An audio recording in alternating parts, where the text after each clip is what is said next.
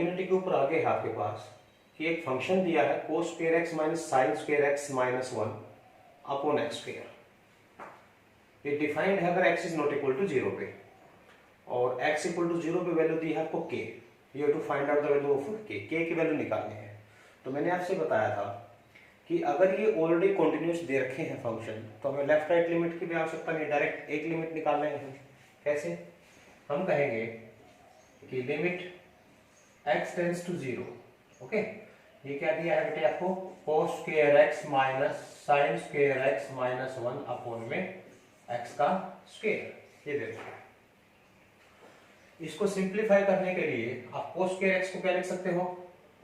आप cos square x को लिख सकते हो limit x tends to 0 1 minus sine square x लिख सकते हो ना। क्यों लिखा है हमने ऐसा? क्योंकि सारा फंक्शन आपका साइन और x में आ जाएगा। 1 से 1 आपका बेटे क्या होगा? कैंसिल हो गया, ओके।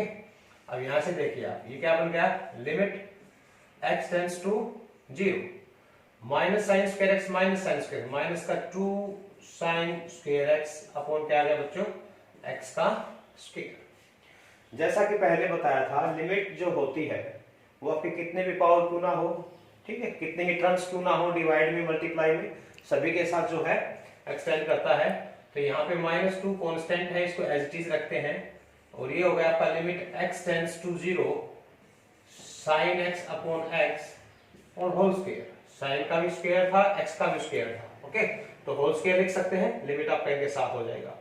इसको आप बखूबी जानते हो, ये जो फॉर्मेट बना है, ये लिमिट क्या होगा आपका? 1, यानी कि आपके पास आ गया -2। एज f जो दिया है बेटे वो कॉन्टिन्यूस दिया है, f is continuous at x equal to 0। इसका मतलब क्या हुआ?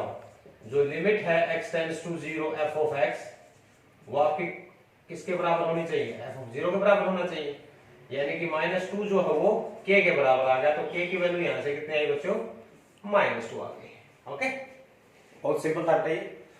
अब एक बार यहां पर नजर डालिए, एक और फंक्शन दिया है आपको। इसमें क्या कहता है कि f of x is equal to 2x plus 3 sin x upon 3x plus 2 sin x if x is not equal to 0 is continuous at x equal to 0। ये भी continuous आपको गिवन दिया है, तो आपको f of 0 निकालना है इसके अंदर। तो सेम चीज है, इसमें f of 0 को k कह दिया था, तो आपने k की वैल्यू निकाल दी। इसमें डायरेक्ट f of 0 निकालना है, तो जो लिमिट आएगी वही आपका क्या होगा? f of 0 होगा। तो इस लिमिट को भी सोल्व करके देखिए बेटे आप। ये आएगा आपके पास लिमिट x टेंड्स टू 0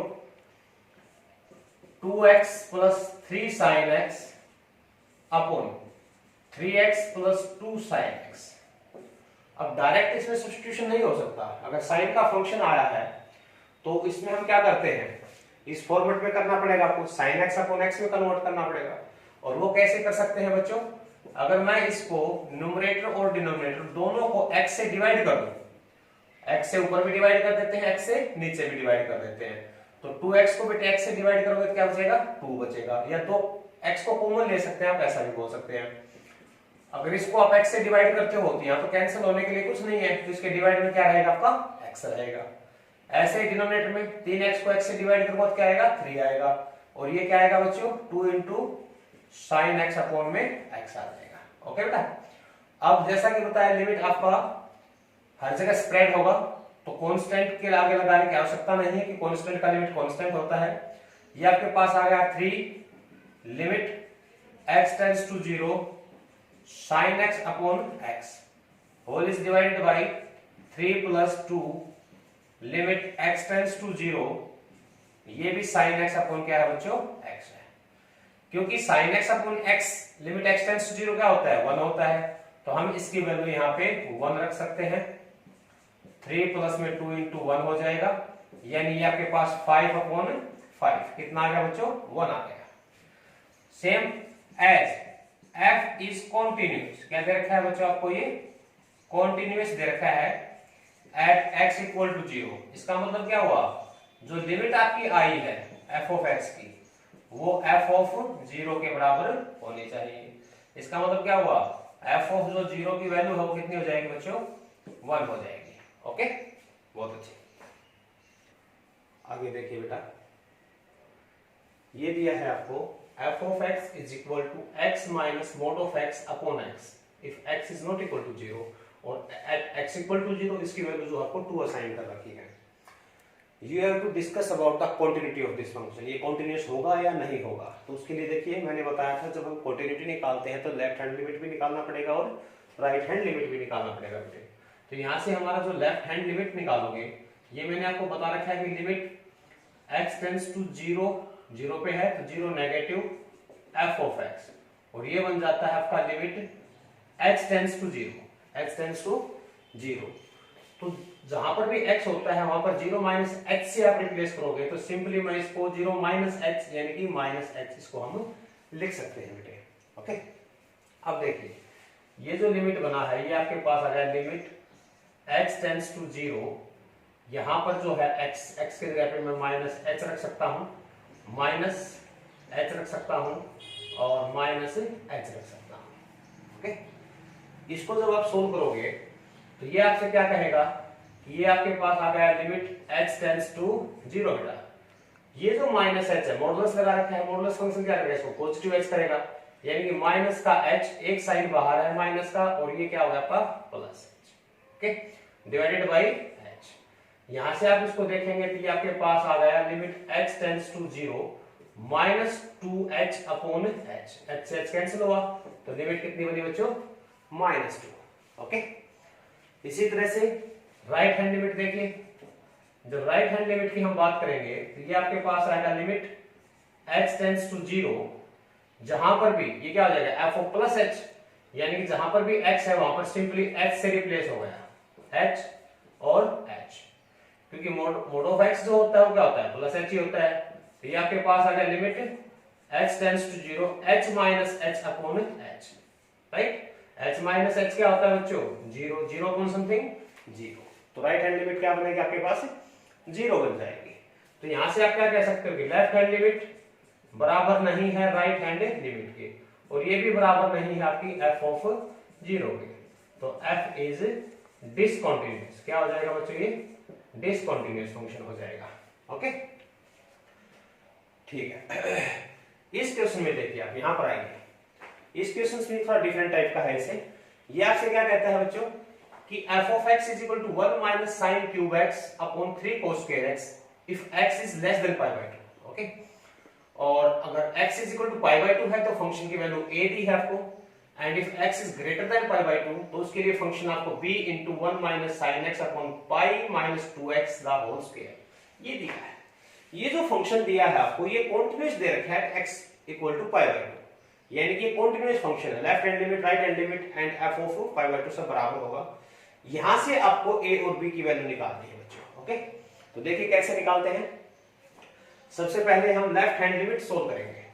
हम यहां पर क्या लिखेंगे बेटा लेफ्ट हैंड लिमिट, और लेफ्ट हैंड लिमिट के लिए मैंने आपको बताया कि लिमिट x टेंड्स टू 0।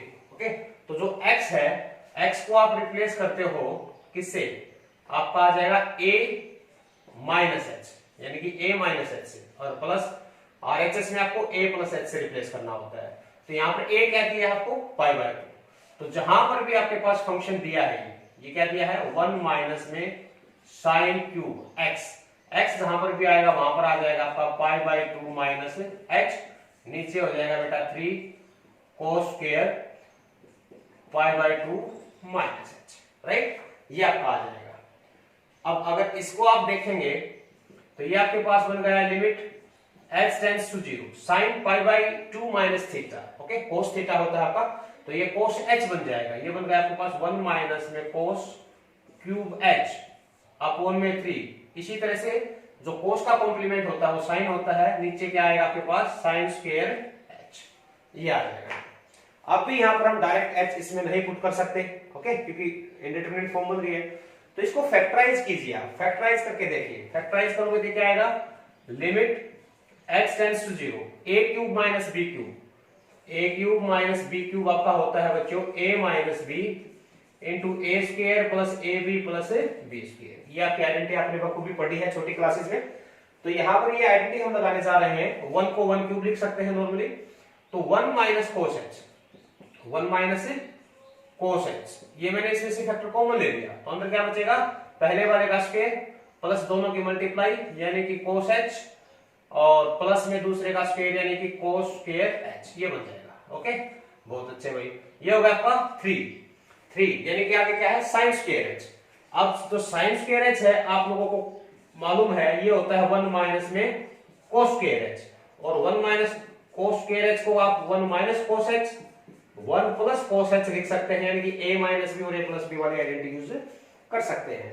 तो यहाँ पर जो sin स्क्वायर h है मैं इसको लिखने जा रहा हूँ 1 माइनस में cos h और 1 प्लस में cos h, ये मैंने इसको लिख दिया बेटा।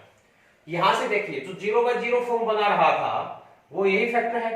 ओके, ये फैक्टर आपका यहां से क्या होगा बच्चों, कैंसिल आउट हो गया। अब इसके बाद आप h को डायरेक्ट 0 पुट कर सकते हैं क्योंकि ये आपका डिफाइंड फंक्शन बनता है यहाँ पे। तो दिस इंप्लाइज अगर मैं इसमें h की वैल्यू पुट करूंगा तो 1 plus cos 0 cos square 0 3 into 1 plus cos 0।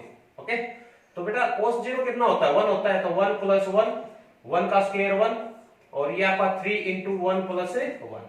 कुल मिला के आपके पास कितना आ गया ये 3/3 मल्टीप्लाई 2, यानी कि जो लेफ्ट हैंड लिमिट आई है आपकी ये आ गई 1/2।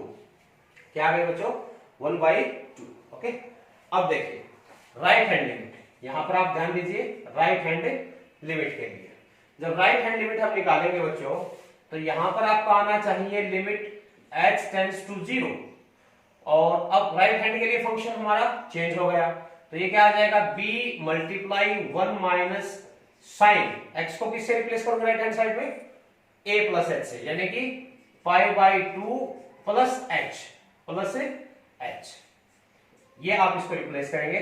ओके, डिवाइडेड बाय ये आपके पास क्या है पाई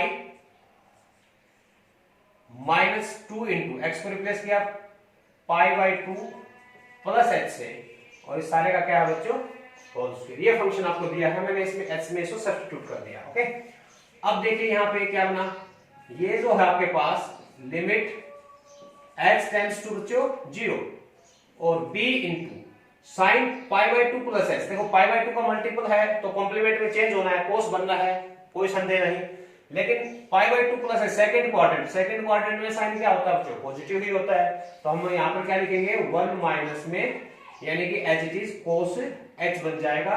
और नीचे आप ध्यान से देखेंगे तो ब्रैकेट खोलने के बाद अंदर वाली 2 से 2 कैंसिल होगा, माइनस पाई से पाई कैंसिल होगा, यानी कि पाई माइनस पाई और माइनस का 2h, ये बनेगा आपका होल स्क्वायर।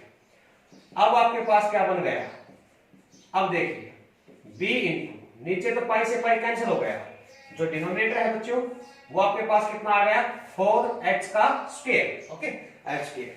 तो जब डिवाइड में आपका h स्क्वायर है तो ऊपर जो कोस है उसको साइन में चेंज करते हैं हम लोग, करना ही पड़ेगा, ठीक है। तो 1 माइनस कोस h आर्हेगर फॉर्मूले की आइडेंटिटी होती है बच्चों, क्या होती है 1 माइनस में कोस 2x, ये होता है 2 साइन स्क्वायर x, ये आपकी आइडेंटिटी होती है।